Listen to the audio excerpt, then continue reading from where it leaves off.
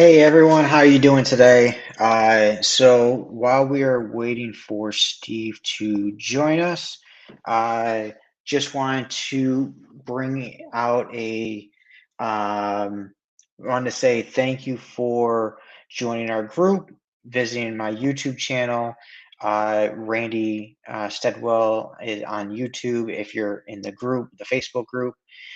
So we're doing this to be able to add value to anyone out there that is looking for uh, that is anyone out there that is just looking for knowledge and things like that. So by all means, while we're in here, ask your questions in the comments so we can answer them while we're here.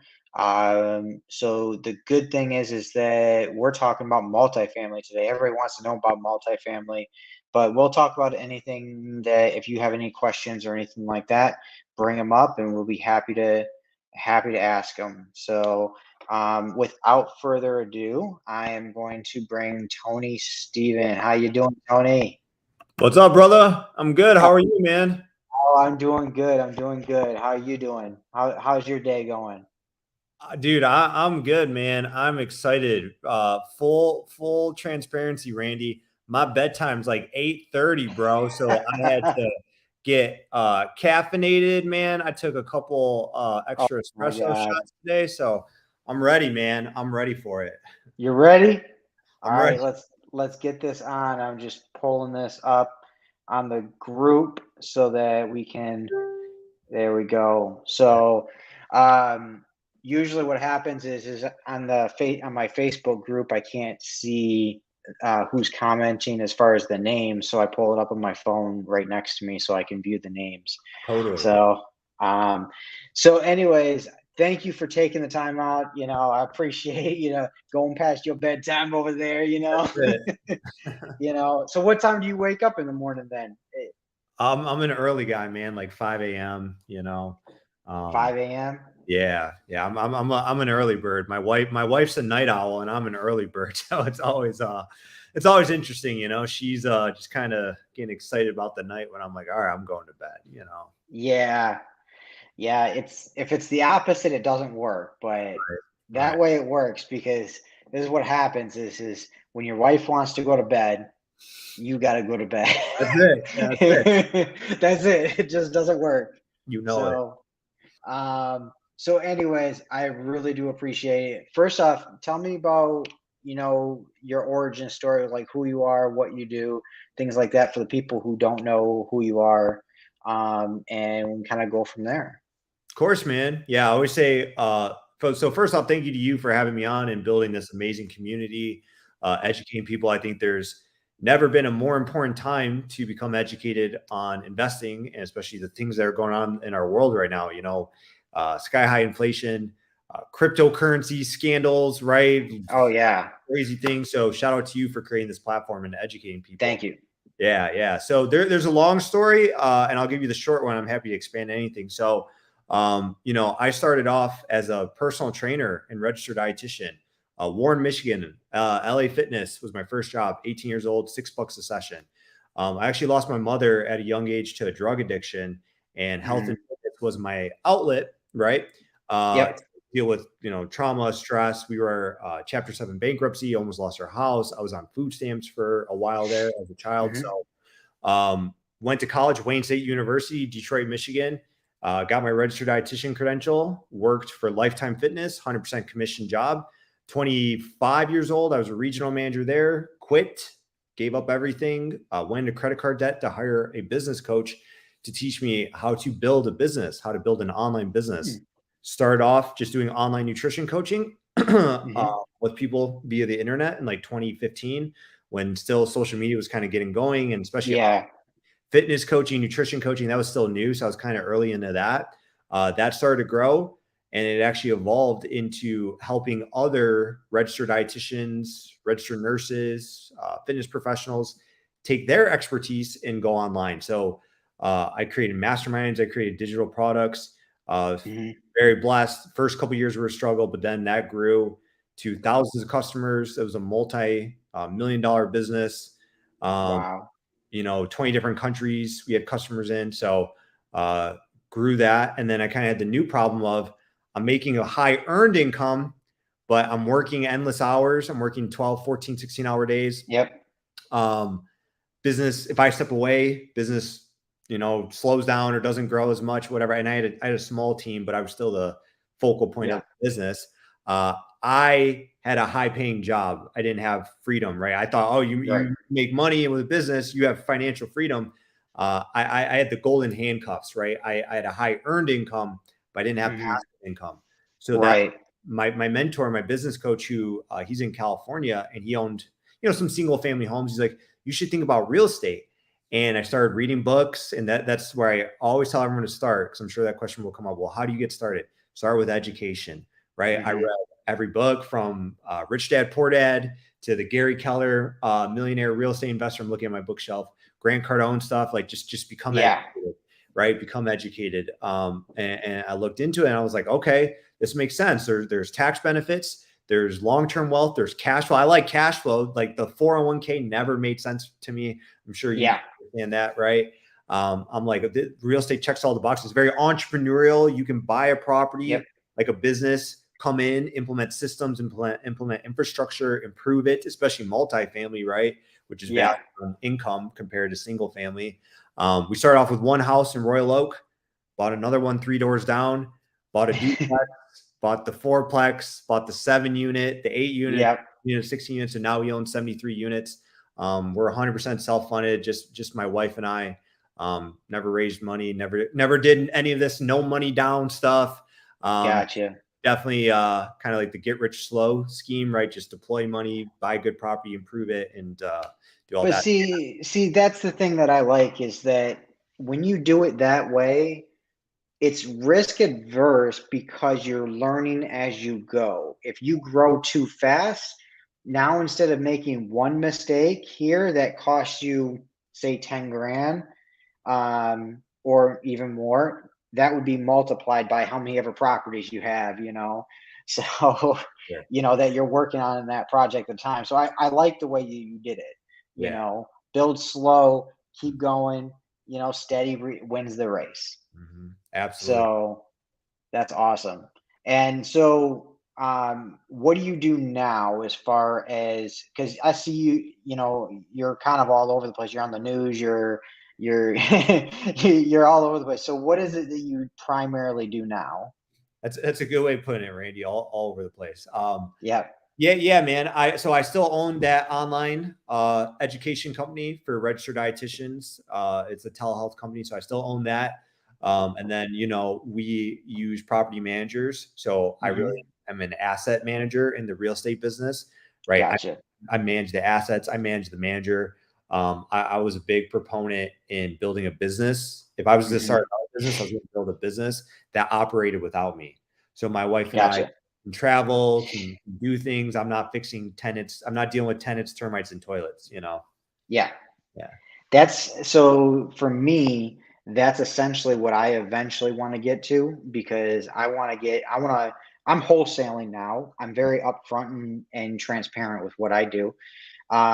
So I wholesale right now to be able to get to where I own either the multifamily, single family, and I own property.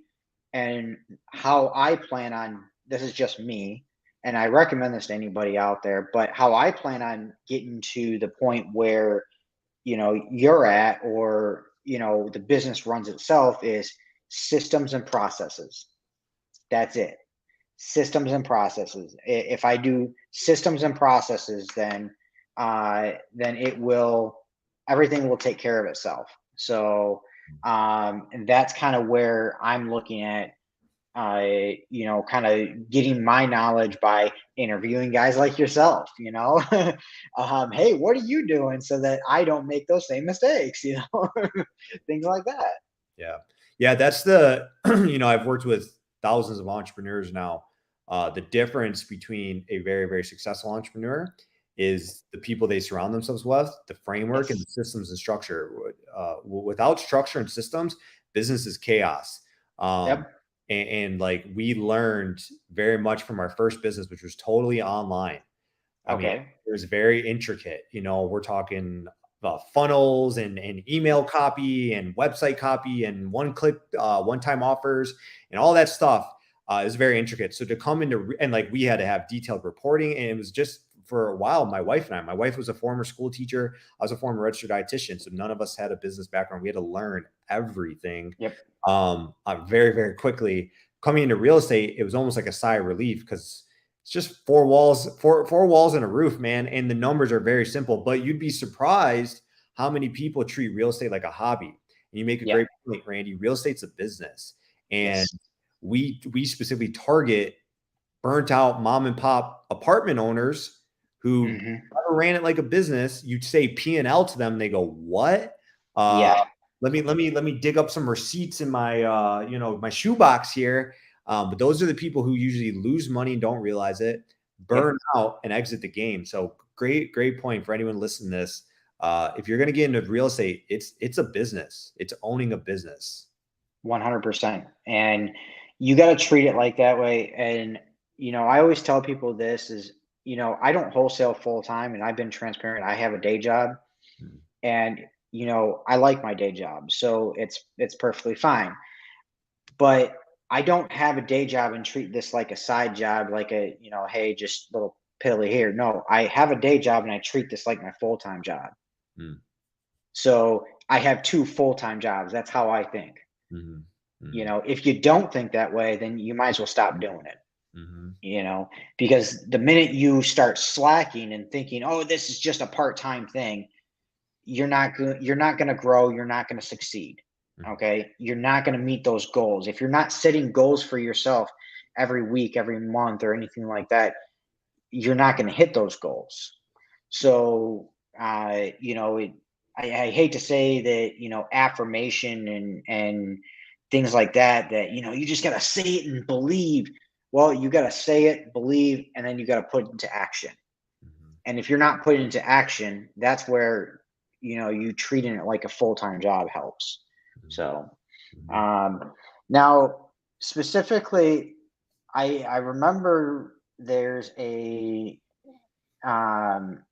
photo of you on Facebook in front of Woodward Heights Apartments, and I'm like, what the heck?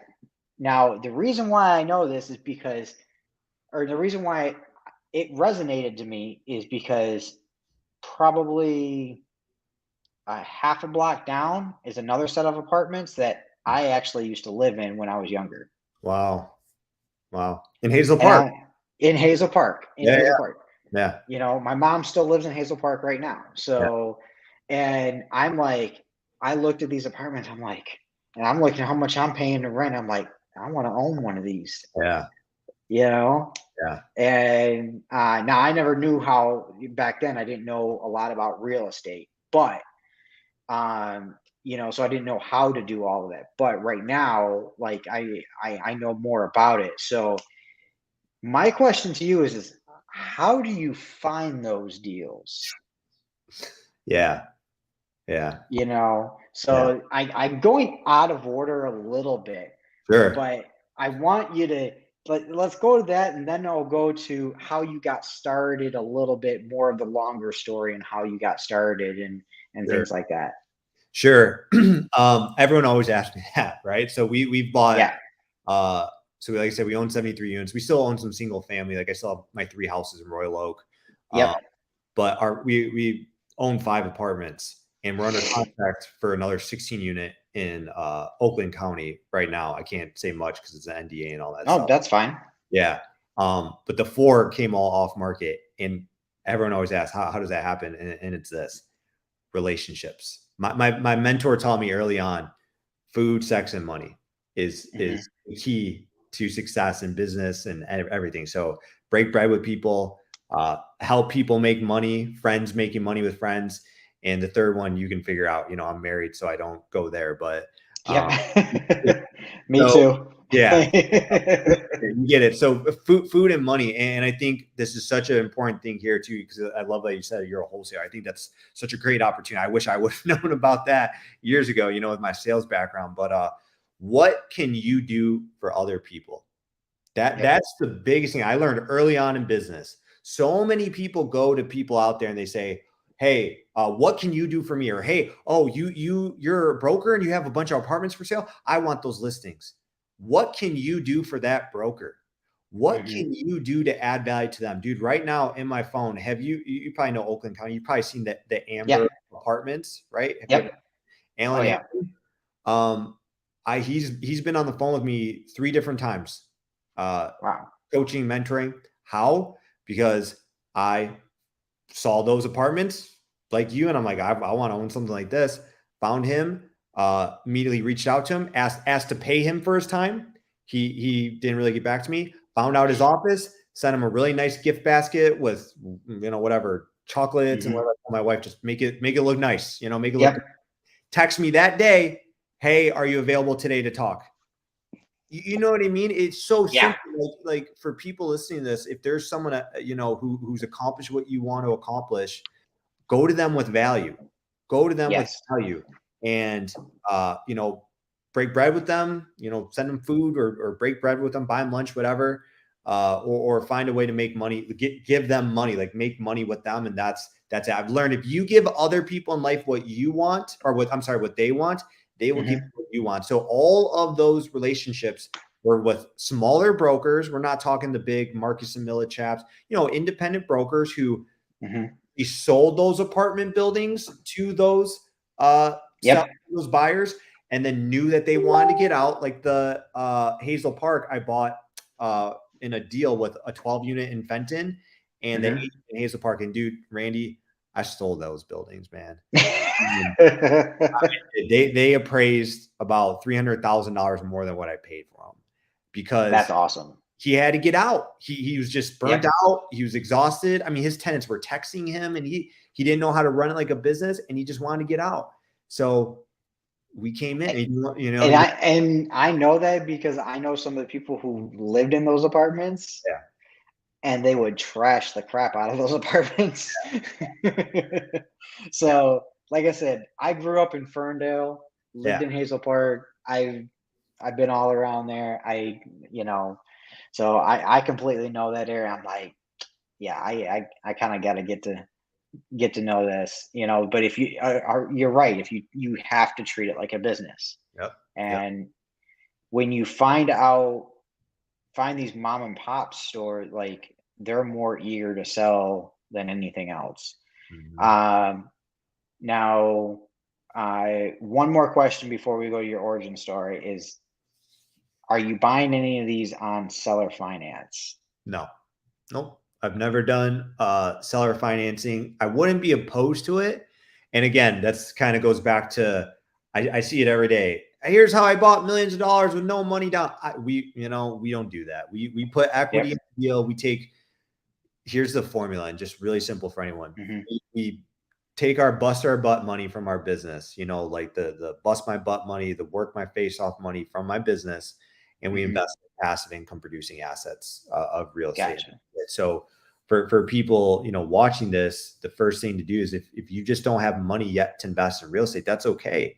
Invest in your education first and foremost. Your Yep. income can never exceed your level of personal development. So invest in you first. That was the first investment I ever made, Randy, was right here in myself, Yep. personal development. Then learn a high income skill. Look what you're doing. You're wholesaling. That's a high income skill. I love what you say. You're like, I got a good 9 to 5 job, right? And then I'm building my Hmm. side hustle. That's the way to do it. That's the way to do it. Because if you're a W-2 person, you can't just go say, I want to make an extra 100K this year unless you're a commission, right? If you're Right. salary, you're set, right? And there's nothing wrong Yep. with that. But go start a side hustle where you can make more money, and then take that and invest in real estate. I know there's people who do it with no money, but no, we've always put at least 20 to 25% in the deal. Okay. Now I'll come back to how you're financing that, a little bit later. So let's get into the origin story a little bit and how you. I know you said it a little bit like a quick story, but how did you mainly let's go. How did you discover real estate? Mhm. Okay, so we'll go that way. Yeah, great question. I was always entrepreneur minded, and Yep. I was always aware of it, right? My business coach was, and my mentor, Bedros, he was always kind of put in my head. Because, the beautiful thing about business is you never are problem free. You just Hmm. get newer, bigger, better problems. So like when I started my business, the first problem was, oh my God, am I going to make it? Is this going to work? Or am I going to pay my bills? Am I going to go Yep. bankrupt? You get to the new problem of, I'm making a lot of money, but self-employed people pay the highest taxes. Most people don't know this. Solopreneurs, small business owners pay the highest level of taxes because you pay self-employment tax and you pay all your income tax, right? So, 100%. Yep. yep. So you pay the highest tax. So I now had this new problem of I'm cutting multiple six-figure tax bills. And I Hmm. kept hearing and reading, because again, personal development, the wealthy don't pay taxes and the wealthy can use real estate to not pay taxes. So I'm like, how is this? And I just started reading and discovering like the Bigger Pockets, tax-free wealth books, the Yep. Robert Kiyosaki. That just opened it up. And that's when I started to discover things like cost segregation studies, real estate professional status, that we use both of those. My wife is the real estate professional, to now eliminate our income tax. So we don't Hmm. pay income tax anymore off of our earned income. That's awesome. So yeah, because you got to I mean, all the properties that you get, you can depreciate, you Mm-hmm. know, Mm-hmm. so you can depreciate all the assets and everything. So that's really good. Mhm, And that's the biggest thing is that people have to realize is that is how the rich don't pay taxes. mhm, They can go into a property where they're breaking even mhm, just for the tax depreciation mhm, because they don't care. mhm, Now they still have to make money because they're still business people in hindsight, but that's where people will still do that, where they don't make money or they see they're breaking even in the beginning, but they see potential for it to grow, you mhm. know, things like that. Absolutely, man. You're absolutely correct. Real estate is the only asset class that you get appreciation if you buy in a good area, right? Values go up, but then every Hmm. year you get to depreciate it and take a tax deduction, right? It's Yeah. real. Like if you look at stocks or crypto, you only can take a loss if you lose money, which is like the fundamental rule of investing is don't lose money, right? So Exactly. it's once you learn the powers of real estate investing, as long as you're entrepreneurial and understand the business side of it, it's there's nothing that can compare to it. There's really nothing. 100%. I completely agree with you on that. So, you started out where you had a business mentor. You ended up finding real estate, and how did you come across your first deal? Yeah. So that's everybody wants to know, like, okay, how do they get that first deal? Because that's that drug, and once you take that, that's it. I agree, man. It was the pandemic. So it was early 2020. I was in Newport Beach, California, actually. My wife and I stayed out there for the winter. And then all of a sudden, right, March 2020 happened, Yep. the world changed. I had been reading and really researching a lot about real estate because I was literally on what's called 28th Street on Oceanfront. I'm on this beautiful home. Pacific Ocean is my backyard, and I'm like, I'm paying rent to somebody who's making passive income. That's when it became real to me because I'm like, I'm doing it, but I'm on the wrong side of it, right? Yeah. Yeah. I'm making this person passive income, but I'm like, oh my god, now I see. I'm reading a lot of Grant Cardone books. I'm studying a lot, and the pandemic strikes, right? And then all of a sudden rates start dropping, and we had, I would say we were crap at this time. We were cash rich, asset poor. We had a lot of money in the bank. We had a lot of money in the bank, just kind of stocking away, right? But I Yep. had no assets besides my primary residence, but technically that's a liability because I'm paying for it, right? So, anyways, Exactly. we come back to Michigan, and real estate, if you probably remember, it wasn't even considered essential at that time, which is a whole Hmm. other conversation, right? Yeah. But then once they opened up, we started just going to properties.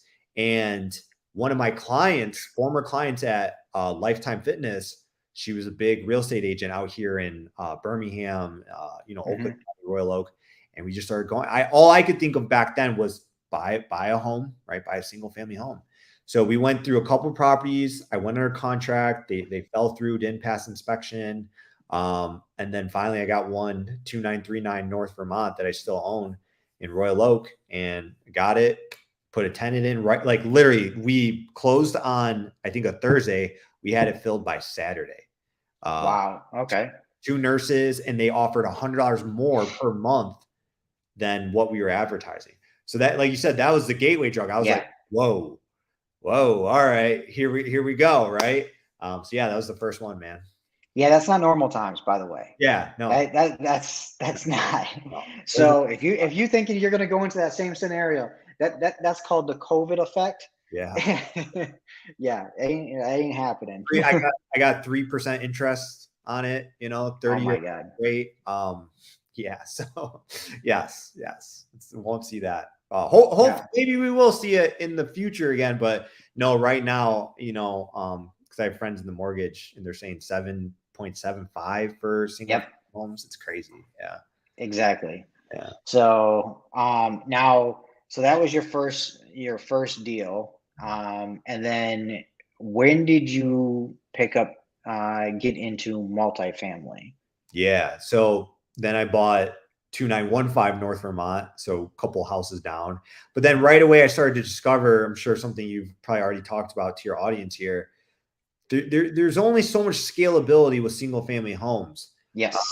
We kept getting more and more mortgages. And when you buy a single family investment property, they qualify your income, your credit score, your debt to income ratio. They don't care about how much money the property can make. They don't. Right. They're qualifying you. I Hmm. got 10 mortgages in my name, and then that was it, right? Because you can only Yeah. have 10 conventional finance mortgages. Then you can start to do portfolio loans and all that, but they get really expensive, really messy. And we're like, okay, uh, how do we scale up from here, right? Do I pay Hmm. them off? But then your returns go really down. So then a 7 unit, this was still in like COVID, hit the MLS. It was 7 units in Northville, Michigan. I used to work in Okay. Novi, and I my first house was in Wixom. It's one of my rentals now too. And I knew the area. It was on Beck Okay. Road. It's across from like a $4 million, $3 million house, across Hmm. what's called the Bellagio estate. So beautiful multi-million-dollar properties. We drove it and we're like, we have to own it. So I Yep. did something, Randy, I would not recommend anyone doing. I made two big mistakes, and hopefully people can profit from my mistakes here. Hmm. Win it, because it was a bid, just like in COVID, everything was a bid war. Yep. And very rare you see a 7 unit in Northville, Michigan, let alone on the MLS, right? Right. You don't ever see him on the MLS. No. So because they used a residential broker. So that's where it was like, okay, they don't know what they have here, because they should have went to like a Yep. commercial broker. I did $100,000 non-refundable EMD. Don't ever do that. Wow. Don't ever do that. Don't ever do that. And number Yeah. two, I didn't use a lawyer to write the contract. I used my Gotcha. residential agent, who was helping me with like duplexes and fourplexes, Yep. just throw a contract together. There is a big difference between a residential purchase agreement and a multifamily purchase agreement. So long story short, I almost lost 100,000 due to environmental issues. And Hmm. it was about to be a long drawn out legal battle. Fortunately, we were able to course correct it. I purchased that 6 units. And it's been a great property ever since, but two mistakes to profit off of. Okay. Mhm. So 6 unit or 7 unit? 7 units. 7 units. 7 units. Okay. Awesome. And what were you after you purchased it? Did you put any renovations into it or anything like that? Yeah. So So. it was one of those things again, three owners, three partners, two Mhm. doctors, and a gentleman who maintained it and all that. They just, didn't know I don't want to say didn't know what they were doing, but they just kept the rents really low. It was like $700 for a Gotcha. one bath in Northville, which didn't happen. So anyone who moved out, we renovated the units, light renovation, floors, paint, Mhm. cabinets. We had to touch them up, paint them, whatever. We took rents from 700 to 1100. Nice. Those who didn't move out just knew, even at 1100, we were still below market rent. You know what I mean? Yeah. Really, market rent there is like 1250. So now we have the entire place rented out for 1100, except there's one premium unit at the end, kind of weird situation. They just really like that tenant, and we really like her too. But they did like granite and like marble floor Yeah. over a fireplace, and she's got an attached garage, so she pays a little bit more. And then we took a barn that was on the property. Just they didn't do anything with it, and we rented it out for 175 bucks a month, just as value add cash. Yeah. So great lesson. If you guys see properties with barns, people will rent them out. I don't know what the heck's in there. Hopefully, it's not like dead bodies or like cocaine. 175 bucks a month times 12 divided by a 5.5 cap, right? That's a significant NOI booster. So That's awesome. So that's kind of actually you doing that kind of steers me into my next question is how are you evaluating these units? Okay. So how are you, everybody says, oh, this is a 5 cap, this is a 7 cap, this is 12 cap, let's talk about what that means in the multifamily, because that's specific to multifamily versus single family. right. So now when I say, 1 to 4 units, you can treat it like a single family all day long. Okay. ROI, things like that. But 5 units and above, you need to use these terms that he's about to explain. And great point. And it's not how we decide, it's how the bank decides. The bank considers Exactly. 4 units single family. Whoever made up that rule, I don't know, because we would argue 4 units is a multifamily, Yep. right? But so where that actually comes from, sorry to interrupt there, but it's because you can get an FHA loan on a 4-unit property. That's where that cutoff is. And that's the reason that's the cutoff. Now, if you try to do a conventional, they consider it multifamily all day long. Yeah. So, but because FHA says, okay, no, yep, this is single family, no problem. We'll be happy to lend on it. So anywhere FHA says this is commercial, we can't touch it. Yep. So sorry to interrupt there. No, you're absolutely correct. You're absolutely correct. So cap rate is really just return on investment if you paid for the property in cash. That's all that means. It's like, right, it's a term that's thrown out there, but that's really all it means. If I bought this prop, so if I bought $1 million property in cash and it's a 5 cap, I'm making 5% of my $1 million. That's all it means. Okay. In theory, the lower the cap rate means the lower the return on investment, the better the property. The higher the cap rate, the higher the risk, right? Usually the worse off the property is, or the worse area, whatever. Now you asked a really good question. Well, how do you determine the cap rate? It's a very variable term, right? It's a very variable metric. Do you get asked 10 brokers, what's the cap rate of this area? They're going to say 10 different things. And it's fluid, it's flexible, right? As the market shifts, as debt becomes more expensive, cap rates should be compressing along with that, right? Because money's more expensive, so the returns are down, all that good stuff. I had a broker try to sell me that St. Clair Shores was a 5 cap area. And I'm like, I don't know if I agree with that. So I use CoStar. I use CoStar and I pull their reports. I'll pull an underwriting report and I'll see what the area is trending at in the cap rate. I'll also talk to brokers, right? And I'll look at past sales. I'm not afraid. I built relationships with brokers to say, hey, Greg at IPO, could you give me what's a broker opinion of value on this property? What cap rate would you sell it at, right? If the property is being brought to you by a broker, asking them the cap rate, just understand they're going to try to negotiate the best term for their seller, not always for you. But yeah, it's a fluid term, man. It's a fluid term. So, and I talk to the lender too. And then definitely the appraiser, right? If you're buying, speak to the appraiser. And just another pro tip, we've always met our appraisers in person, and we've brought comparable sales. You know what I mean? Along with them. Because sometimes you'll get an appraiser who just doesn't know the area. And, in Northville, they might be pulling comps from Westland. And I wouldn't consider those comparable areas. No, Northville and Westland are two different ends. Or like we'll go Ferndale and Redford. Well, they're geographically close, but those are 2 totally different markets. So doing your own research is so important as well. Yeah, 100%. So that actually brings it. I believe it's Kathy Hoover actually asked, "Are you doing your own underwriting?" Yeah, absolutely. We underwrite the deals ourselves. But here's something else I've learned too. I obviously underwrite the deals because I look at, what I want to look at and my returns and all that. But the bank is the best partner in the world. You know why? Yes. Because they're not going to let you buy something stupid that doesn't make money. So the bank is going to pay their underwriters who are probably been doing it for 15, 20, 30 years, and they're going to Hmm. underwrite it. And then they're going to Yep. compare and contrast. So that's why, man, the bank is the best partner in the world because they're not going to let you buy something really stupid, that just doesn't work. So I underwrite my own deals, and then the bank does it as well. Right.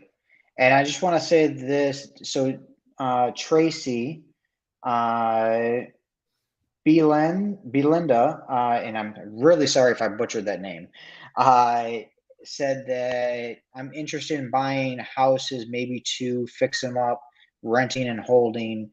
Is this group mainly for multifamily apartment building investment? So I'm going to tell you, it is not.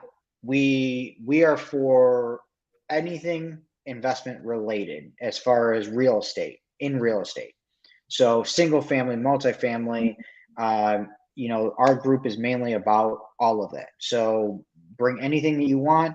We're here to add value as much as possible. So keep bringing the questions, but I at least wanted to add that so that she understands that we do single family as well. So yeah, actually we get very little multifamily. The ones we do get that's multifamily, in my opinion, are way overpriced. So that's why I don't jump on them or bring my buyers to them or anything like that. So yeah.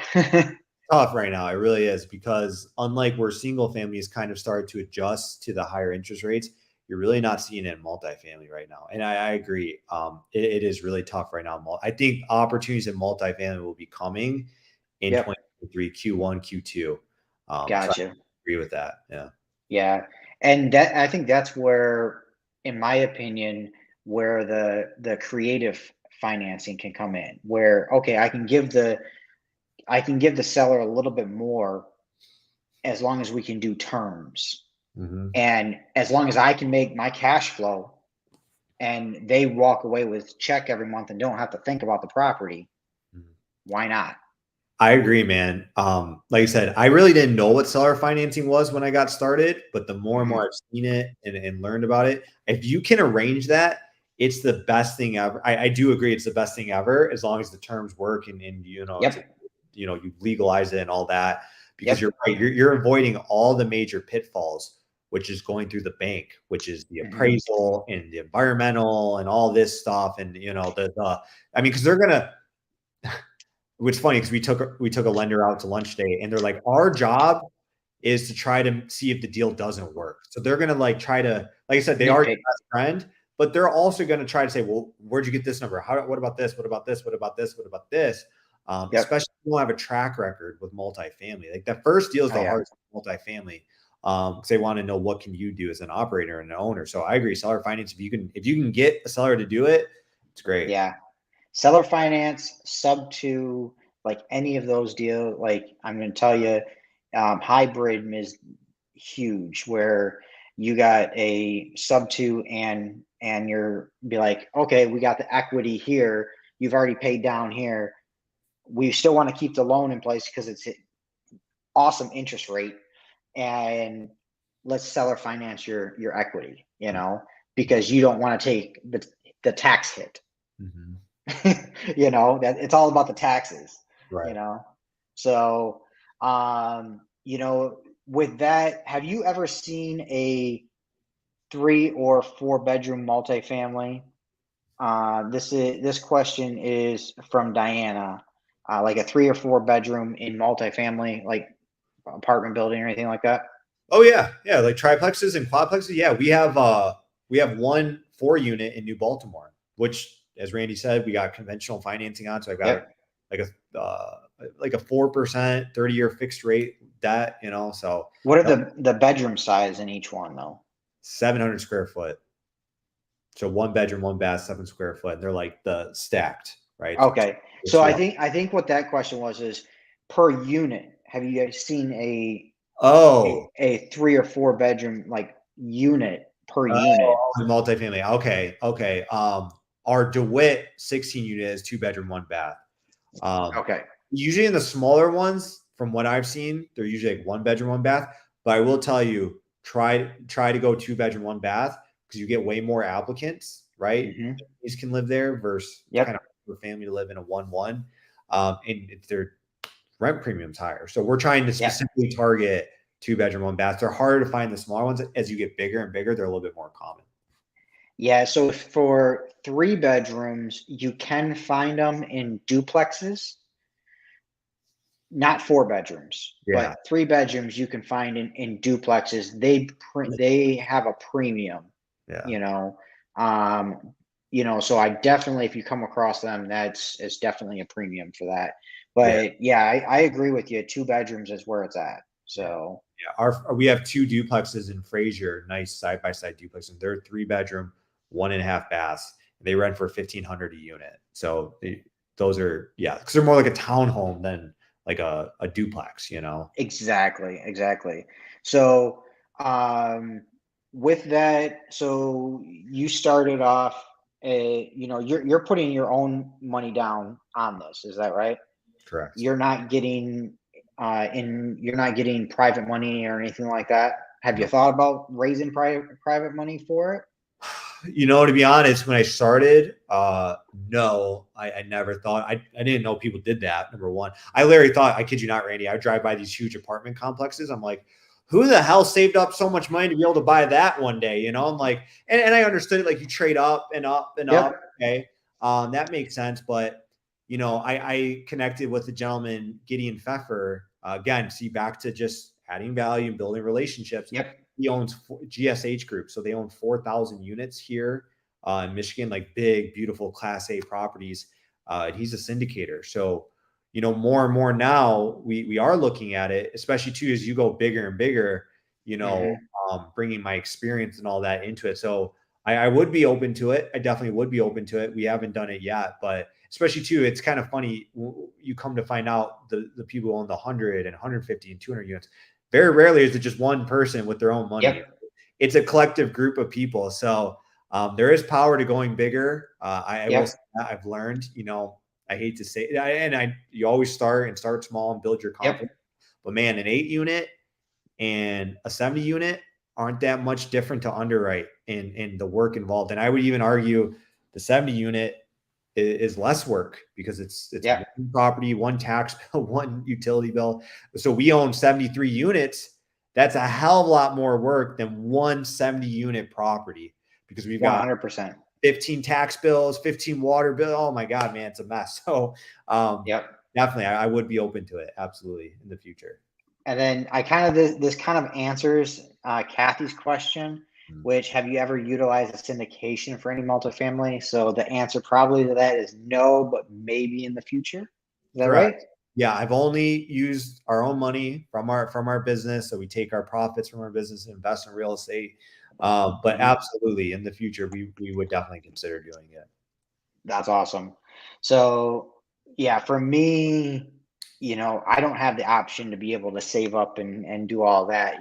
So I all my and I'm actually been very transparent about this. My wholesale money goes to paying for my home renovation to make my wife happy. There you So go.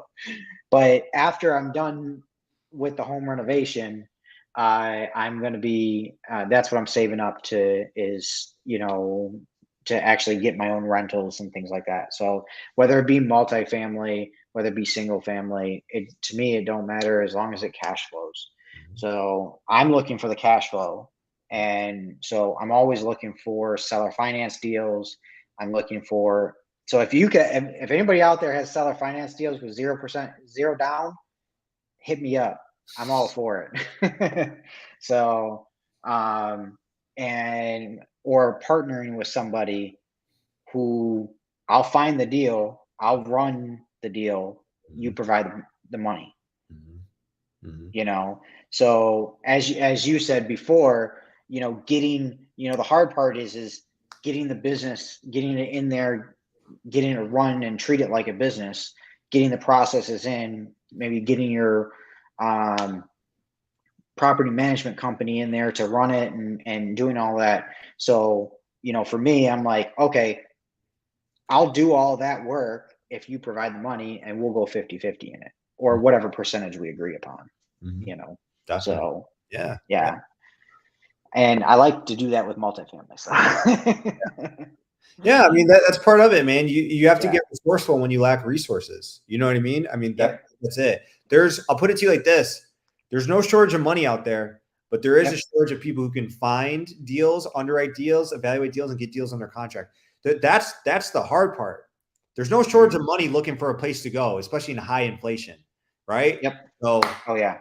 dude, I think wholesalers, like good ones, you know, because there's definitely like not good ones, like in any Yes. profession, but good wholesalers who know how to find and source deals. I mean, I didn't know you did that. So now after this, you know, I'm gonna PM you tomorrow and be like, here's what I'm looking for. You know, send them my way. So, yeah, man, good wholesalers who know how to find deals are invaluable. So yeah, Yep.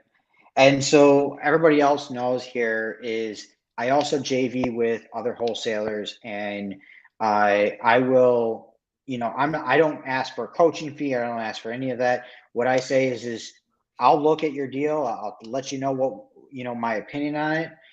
If it's too high for some of the buyers I have, it's too high. You know, if you need me to talk to a potential lead, talk to a seller and try to get under contract, I'll do all that. The only thing I ask is, hey, we JV, we'll split the fee 50-50, no problem, you know? And it's deal by deal basis as well. So you do one deal, you get the education, move on to the next deal. If you want to do another deal with me, great. If not, cool, we part as friends, you know? And I had one guy that I had on here last week that I got his first deal, and he's continuously sending me deals to look at, you know? And we work together on that. So, yeah. you know, if you are interested, my phone number is right here. My email is scrolling at the bottom. Okay. And you can get a hold of me through the group, through here, or anything like that. But if you're trying to get your uh, first deal, the best thing you can do is JV with somebody who knows what they're talking about. So knows what they're doing. So, have you ever looked at uh, multifamily apartments in Detroit? No, Is there a reason why? it's just not my criteria. Not my criteria. Okay. Yeah. Too much risk? I mean, I don't know if I would say that. I just, you know, to be transparent, I deal with a lot of headaches in my other business. So for Yep. me, I'm more of like, and I went to school in Wayne State. Yep. You know, one of my first jobs when I was like 14 was the Gratiot Central Market. So you know, I'm from Detroit, and I love Detroit. But yeah, I Mm-hmm. just stick more in the areas of like Oakland County, Macomb County.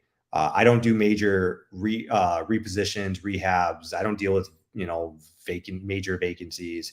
I pay a little bit Gotcha. more to come in and do light value adds in really good areas. You know what I mean? So Gotcha. Yep.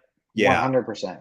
yeah, that's just more of my mental bandwidth of what I can deal with. I've passed Yep. on deals, and there was a 13 unit in Chesterfield. I wanted it. I just knew my mental bandwidth couldn't handle it because it needed a total 180. You know what I mean? Gotcha. Yeah, yeah. So now on deals like those, I will say this, on deals like those, if for some reason, and I'm not pitching this to you, but I'm pitching this to anybody out there that wants to, you have the money for it, you Yeah. don't want to put it in there, come to your boy over here. I'll do the There work. we You go. pay, you bring up and we'll split it 50-50 or whatever percentage we deal, you know. All right. So, I'll you keep. know, I appreciate that. Yeah. no problem. Hey, I at least got to put it out there. You You gotta put put it it out out there in the there. world. Dude, you gotta speak. Hey, I appreciate that, man. You gotta speak that. You gotta speak what you want into existence. And if you're not willing to put it out there and say it, you're never gonna create. You mentioned it earlier, man. Entrepreneurs, we have to have more faith than fear. I mean, as entrepreneurs, we create things that do not exist. You know what I mean? Exactly. So if you're not, dude, if you're not able to say that with a straight face, no one's going to take you seriously. No one's gonna Yep. open the door for you if you're not willing to put yourself out there. And then, like you said, what can I do for you? It's a value add proposition. It's Yep. not just give to me, right? No one wants to deal with that. But no, man, I And, respect that. and a real quick thing, the reason why, like, I did the whole, so with my new house, we're doing the renovation. I didn't just go sit there and pay somebody to just do the renovation while I'm over here doing this. I actually did a lot of the work myself. So what that's done is actually that's helped me with my wholesaling career.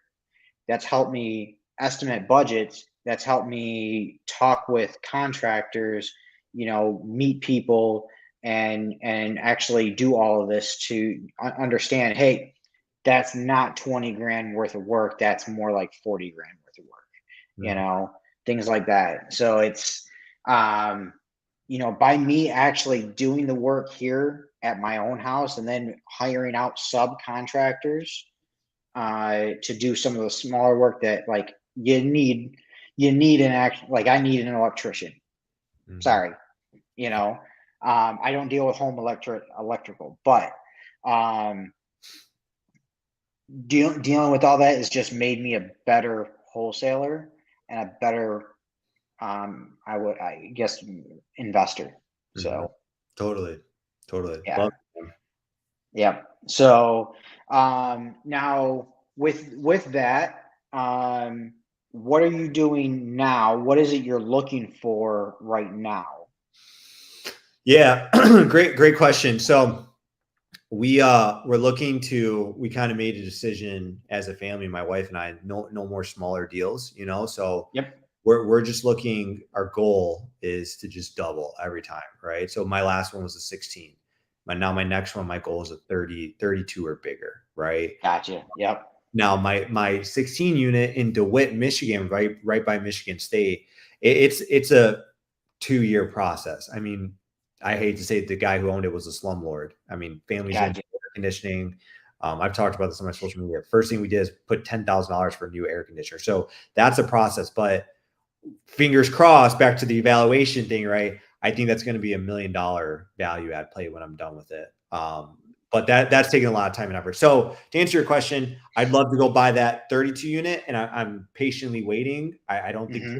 I've had some things sent my way. Like I said, we've got this 16 unit under contract, but I've got like a 50-50 feel about it because Mm-hmm. then once it's like the investigation game, you get under contract, Yep. then you find out all the bull crap, right? That's wrong with it, Yep. this and that. And oh, I thought you said it was making X amount. It's really only making Y amount, right? So, that works out great. If not, we're probably just going to patiently wait. Mm-hmm. Continue to focus on education, continue to focus on networking like this. Like here, I just built a connection with you, right? Hopefully, we can Yep. do business together in the future, and then get ready to strike when the opportunity comes next year, and hopefully take down a bigger one. Now, like I said, would I pass on a smaller one? No, but trying to go bigger because, as I mentioned, you start to discover an 8 unit and a 32 unit is the same amount of work, but that 32 Yes. unit has so much more potential to make money and build wealth than that 8 unit does.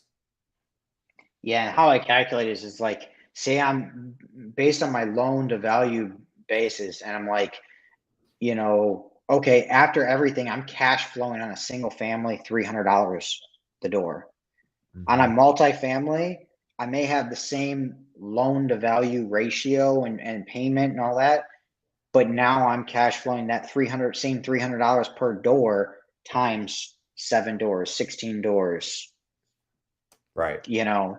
right, So however that may be. right. So and that after CapEx, after capital expenditures, that's what it stands for, if anybody doesn't know. Uh, and after all your expenses and taxes and liability insurance and all of that, I am looking to cash flow a typical no less than 300 on a single family per door. I'd like to make 500, but 300 is my limit. Mhm. So that's kind of where I touch that, and then so I've been learning this process. Is I've been doing wholesaling for about almost 2 years now. Mm. And for me, before I started wholesaling, I started learning about real estate, um, like actually getting into like the BRRRR strategy and things like that, um, since COVID started. Mm-hmm. Mm-hmm. Because you got to do something while you're working at home. Put it on YouTube.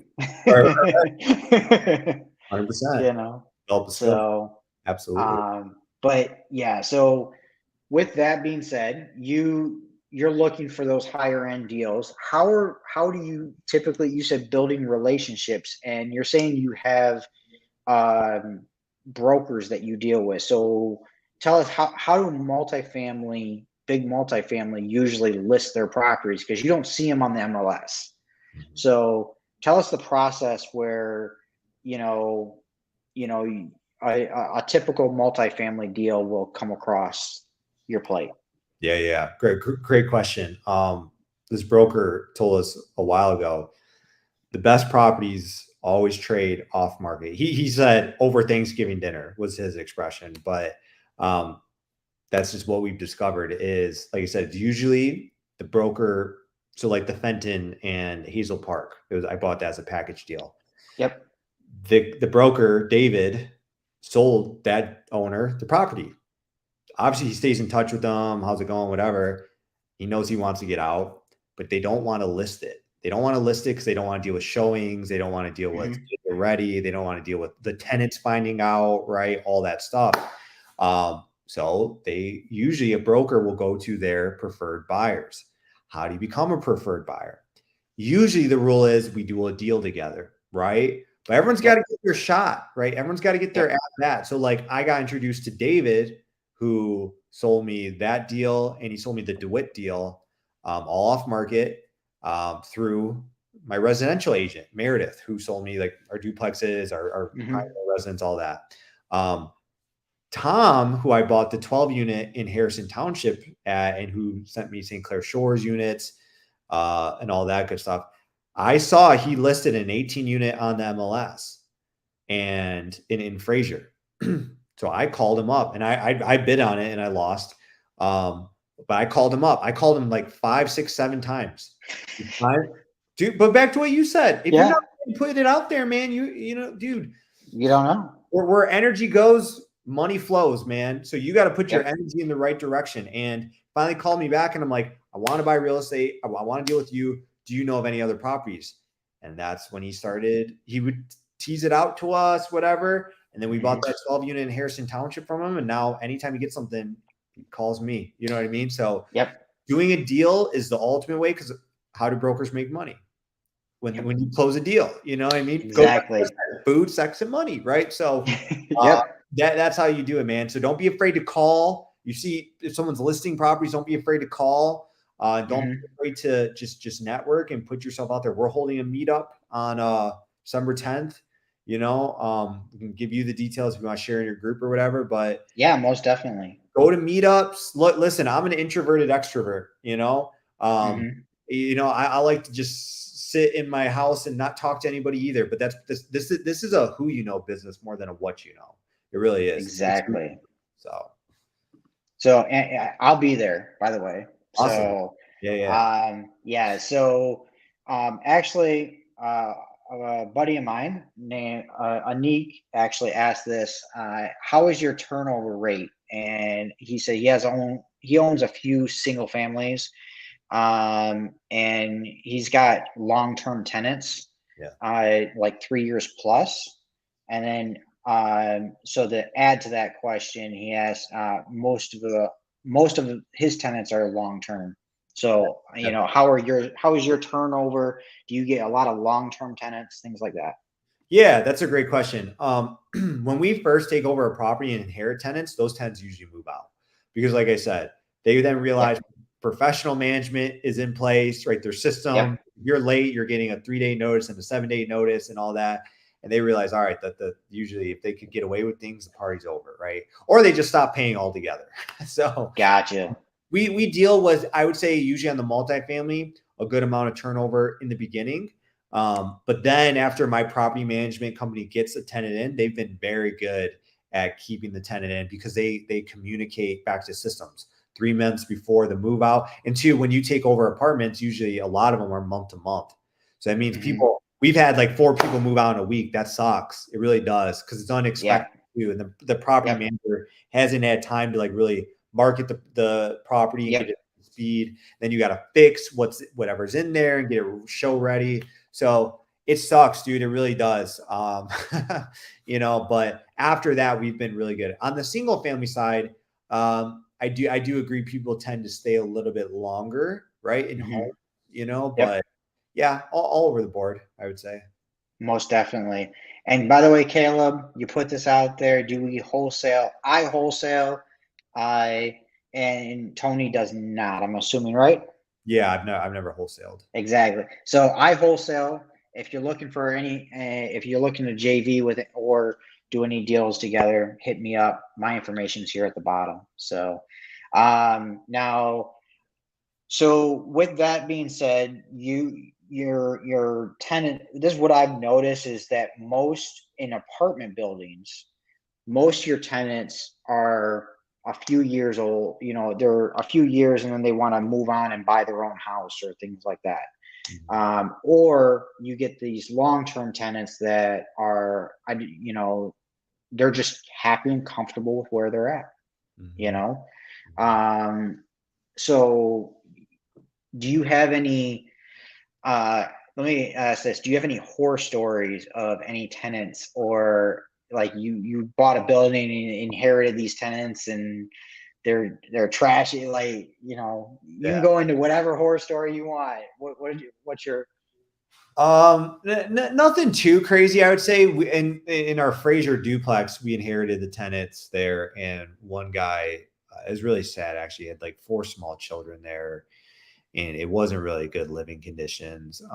But he like trashed the place, like $10,000 worth of damage, punched hole in the walls, let his kids Wow. draw on the walls. So again, inherited tenants. We didn't have social security number, we didn't have driver's license, any of that. And my property manager's like, "We're going to send you to collections." Yeah, and he goes, "Good luck." You know what I mean?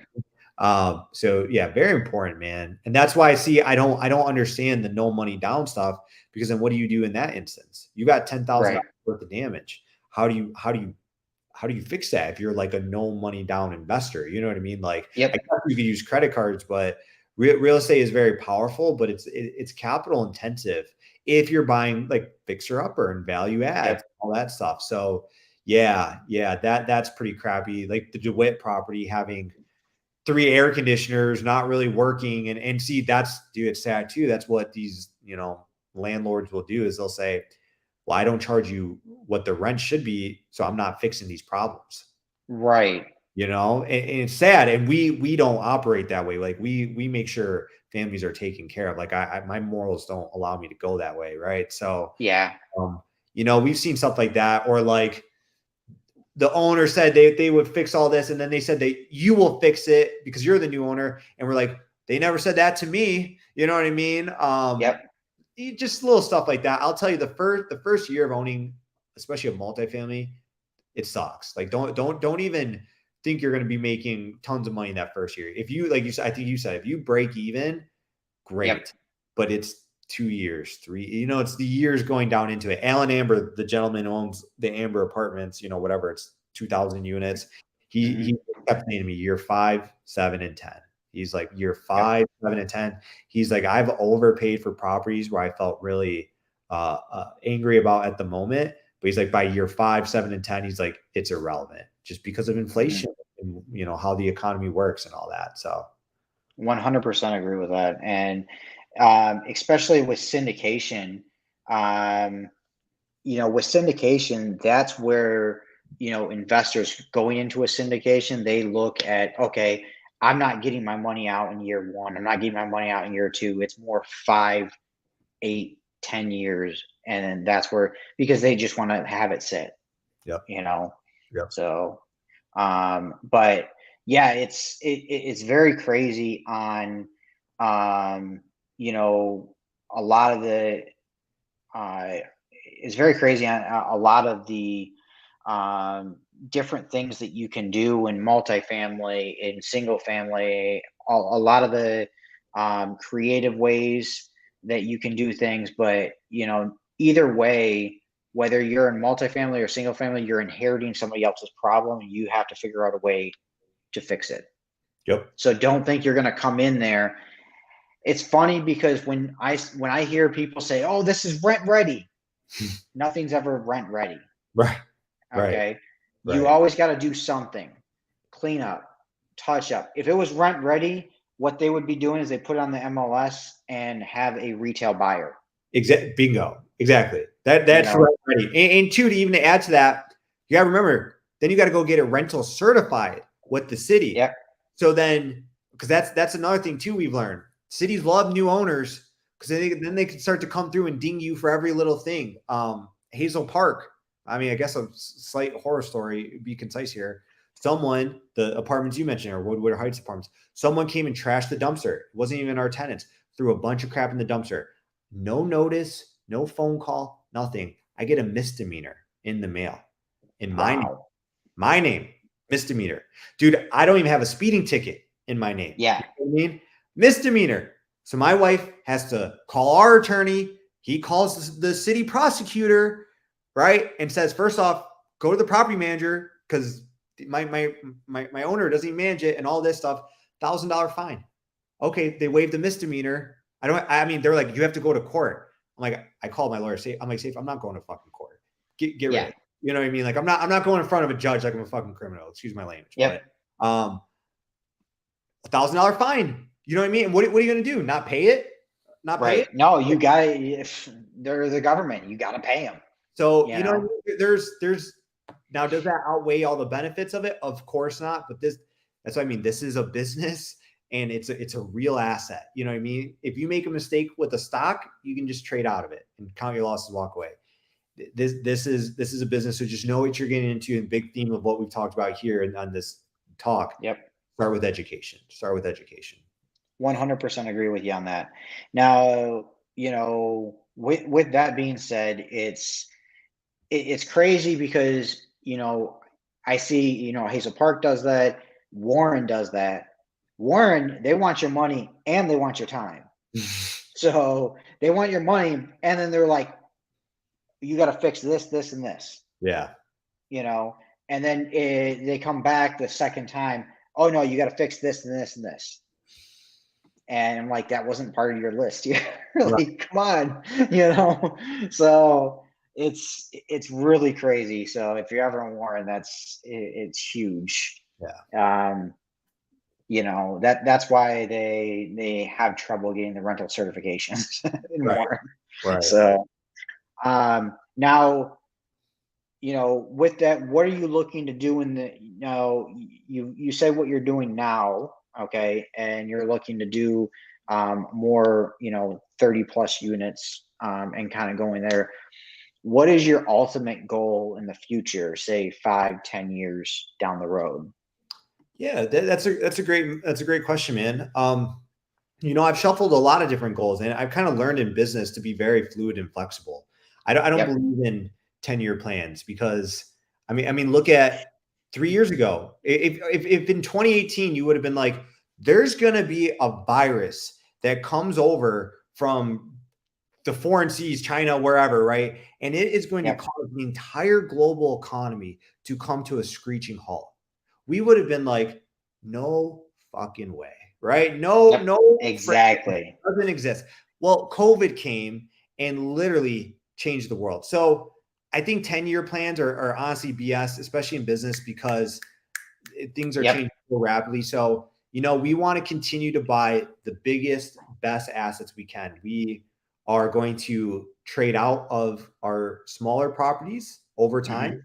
Mm-hmm. Like I said, I've evolved a lot as an investor. At first I was like Gary Keller style, like buy everything, pay off the debt, own it all outright. Now I'm like, God dang, I don't want to replace a roof on a Royal Oak home. I don't want to, I don't want to dig up a sewer line on a Royal Oak home. I want to trade that. If I can trade that 1 unit for an 8 unit and that 8 unit for a 16 and that 16 for a 32, and I was like, I want to own 1,000 units. I don't know. Do I, or do I just want to have, I think if I could get to $100,000 a month in pure and free cash flow by the time it's all said and done, I think that would be a great accomplishment, because that's more than enough than, my wife and I need to live on.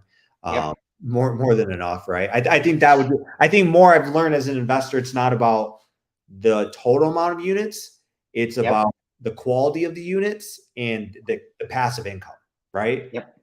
Yep. 100%. And that's kind of where, my goal is, I have a very simple goal in the future. And my goal is I want to be able to have enough cash flow to where I can pick up a go for a month and not have to worry about my bills. Mm-hmm. I think that's very doable and very reasonable. And, I will be there within the next, I'll say 5 to 10 years. Heck yeah, man. You know, that's with me owning 0 properties right now. So if you're looking back at this in the future, I own 0 properties as of this date. So, you know, That's what's up. um, but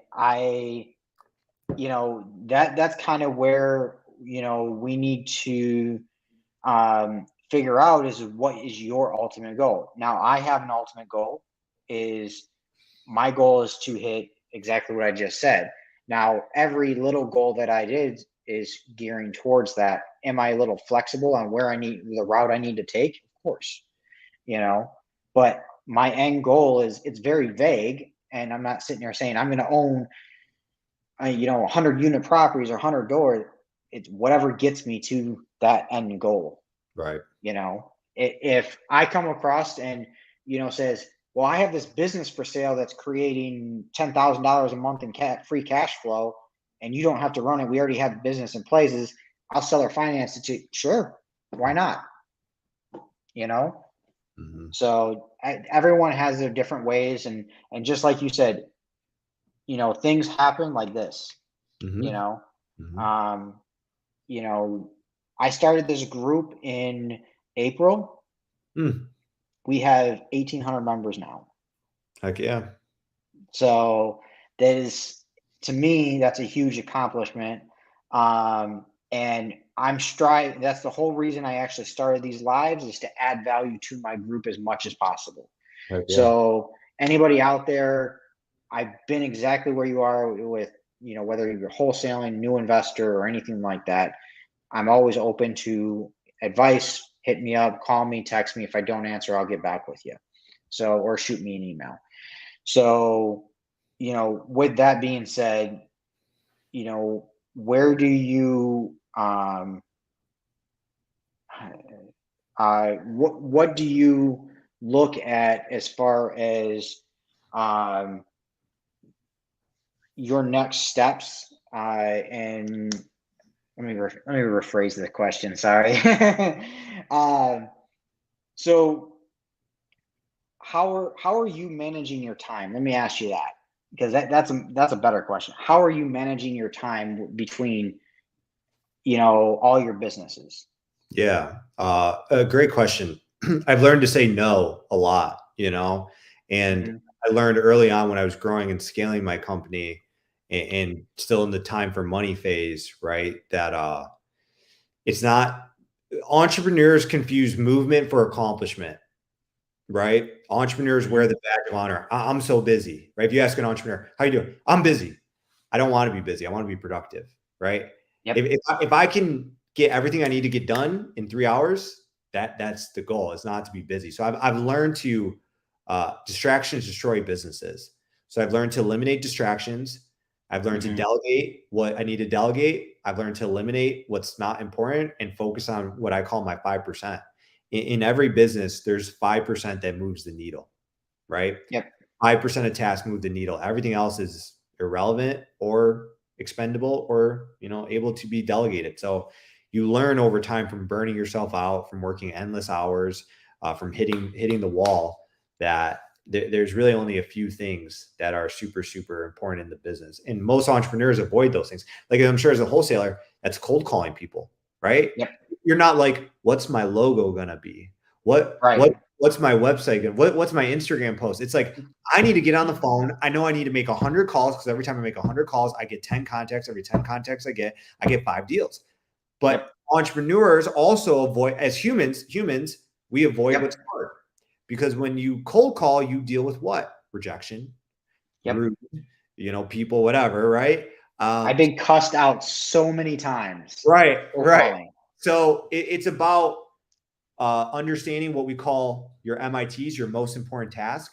What moves the needle forward? What's the money task in a business that moves the needle forward?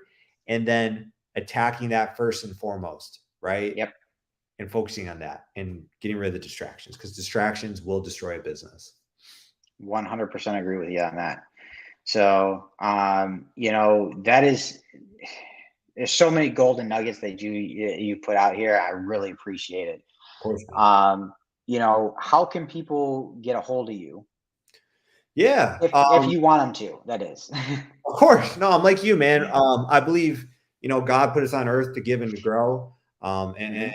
I'm always here to try to give and share, because I believe there's enough for everybody to win. So first off, thank you again to you for having me on, building this resource. It's amazing. Looking forward to meeting you in person.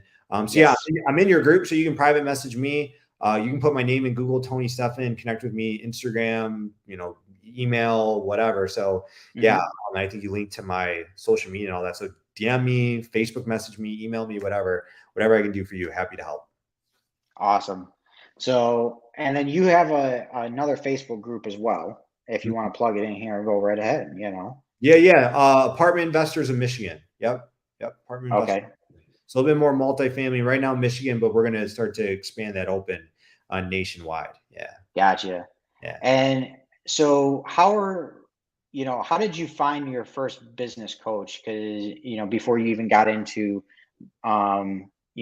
real estate or anything like that, how did you find that? Because you did one thing that you kind of just glazed over it, but I Mhm. think is like super, super risky. Mhm. Was you said you literally quit your job and put it all on a credit card Uh, and went for a business coach. yeah. Yeah. Great question. It's funny. I got asked that question earlier today too. So I was 18 years old and I was personal training at Warren, LA Fitness, 12 Mile Mount. It's actually where I met my wife. But I was not good at it. You don't learn sales, you don't learn any of that. Yep. So I'm on YouTube and Google how to sell personal training.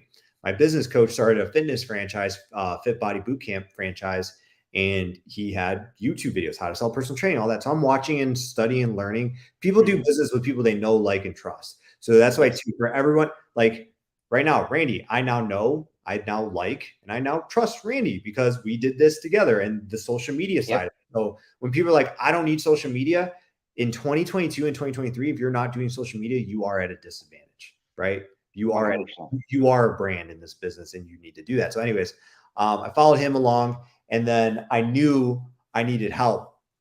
And just another quick lesson for everyone, get a mentor, because you're either going to spend your time or you're going to spend your money. And Hmm. money is infinite. It's out there. What did I just say earlier? There's no shortage of money, right? Yep. Time is finite. $30 million cannot buy you 30 more minutes on God's green earth. So I said, you know what? I don't know how to start it. I'm a registered dietitian working in a health club. I don't know how to start a business. I don't really understand the social media. I don't understand the funnel side of it. I don't understand the online marketing side. Hmm. I follow this person. I understand he has the knowledge. So I'm going to pay for his knowledge so I can shortcut. I don't have to make the mistakes he made. And I paid. It was Hmm. $1,000 in full.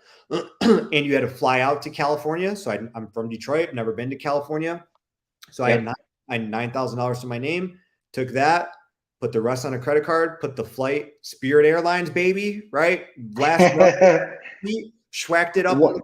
card, and the rest is history. That's awesome, man. So, and after you doing that, like everybody's like, "Oh, I spent this, and I gotta, I'm gonna get immediate returns." If I don't care how much you spend on learning, I don't care what you spent on coaching, just because you spent the money doesn't mean you're going to gain it back. The reason why is because there's one other thing that you have to do, and it's called take action. Mhm. If you take that knowledge and take action, it it's like it's like you threw that money in the garbage. 100%. Okay. 100%. So So my question to you is how did you take what you learned and put it into action so that you can actually make a living out of it? 100%, man. I was fortunate. I was always a commission person. So Mm-hmm. even with my dietetics degree, it's a 5-year medical degree. I never had a salary. So I was always conditioned, and as a personal trainer, if you don't have a client, you don't make money. So I was very conditioned Exactly. I never got paid to clock in and just to Mm-hmm. show up. So that was a blessing in disguise, number one. And number two, I just understood information is useless. It's application, like you said. And Yep. I knew I burned the boats. There was no other option. I told my dad I quit my job. He's like, "You're an idiot." He's like, "You're making $90,000 a year at Lifetime Fitness. You have an office. You have a nice title. You have a healthcare. He's like, "You're an idiot." Yep. He's like, "If you fail, I can't help you. I can't help you." I'm like, "You're good. I don't need it." I believed in myself so much. I was scared. I was Mm-hmm. definitely scared. I was definitely nervous. I was definitely in fear. I had more faith than fear. And Gotcha. it's one of the most powerful sayings is that when your why is powerful enough, you can endure anyhow, right? You Mm-hmm. can endure any struggle. So for anyone looking to be an entrepreneur, start a business, start this, you just have to know your why. Like it's very cliche Yep. to say, but it's from Viktor Frankl, Man's Search for Meaning. When the why is powerful enough, you can endure any struggle, any challenge, and the how appears. Yes. 100%. I completely agree with you on that. And it's, everyone has their why. Everyone has their, they may not know exactly how they're going to do things, but they at least have their why they need to do it. Mm-hmm. you know, and that's what fuels everybody. Your why is what fuels you, Mm-hmm. and you'll figure out how to do it, because you're like, hey, what's the alternative? Right. You know, so um, 100% we agree with you on that, and I really, really appreciate you being here, spending the time with us, going live, and I, we will have you back some other time. So anytime. But in the meantime, December 10th, we'll post the event for your meetup Awesome. local here. I go to almost a lot of the meetups locally here. So I'll definitely be there at least. Awesome. And then we'll post it in the group, and by all means I recommend everybody come uh meet Tony, you know, from everything that I've seen and everything that I've read. He's an awesome guy. So Appreciate it, man. um, I really do appreciate it. And one thing I want to talk to you about, maybe privately or whatever, is how you balance the work life versus home life. Of You course. know, Of course. and it's like you talk about your partner being involved with you in your business Mhm. and things like that. And my partner is not really involved with the real estate side. So it's kind of a little bit of a dividing wall at the moment, Sure. you know. No, I get, and that's So how we were in the beginning too. She was a school teacher, yeah, when I started my business, she was a school teacher. So totally get it. We can definitely have that conversation as a one-off. most definitely. All right, bro. So, with that, I appreciate you, Tony. Appreciate it. Appreciate everyone out there. If you are looking to JV with me or find other deals or anything like that, get a hold of me. In all social media platforms, Randy Steadwell, as well as my phone number is right here, just right here. And as well as email me. It's been scrolling this whole time. My email here, Randy buys houses mi@gmail.com. So with that, we appreciate you. We appreciate everyone out there listening, everyone who's added to the conversation, asking questions. We will be here next Monday at 8 p.m., just like we are every single Monday at 8 p.m., bringing somebody new on the channel to be able to add value to everyone else. And next week, I believe we're going to be talking about lending. So I'm bringing that guy on. With that, everyone have a great day. Stay safe, stay warm out there. All right, brother.